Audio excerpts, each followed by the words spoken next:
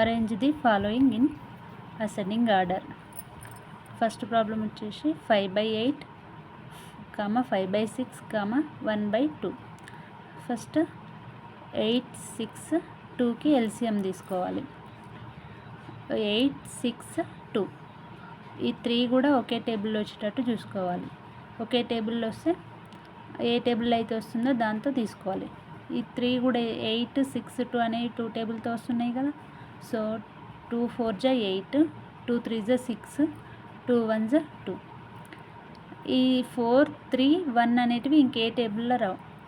ఇంకా as it is ఇవే తీసుకోవాలి. ఎల్సిఎం వచ్చేసి 2 4 3 1, 2 × 4 × 3 × 1. టోటల్గా 2 4 8, 8 3 24, 24 1 24.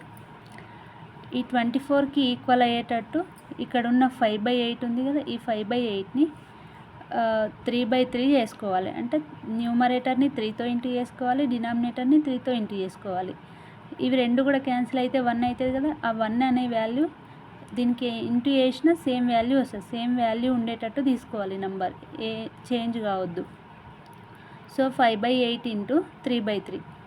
నెక్స్ట్ ఇక్కడ 5/6 × 4/4. 4/4 క్యాన్సిల్ చేస్తే ఏమొస్తుంది, 1 వస్తుంది. 1 × 5/6 5/6. ఏ వాల్యూ అనేది ఏమన్నా చేంజ్ అయిందో, ఏం చేంజ్ కాలేదు. So next 1/2 × 12/12. అంటే టోటల్గా ఇక్కడ డినామినేటర్ అనేది 24 24 ఉండాలి. 8 3 24, 6 4 24, 2 12 24.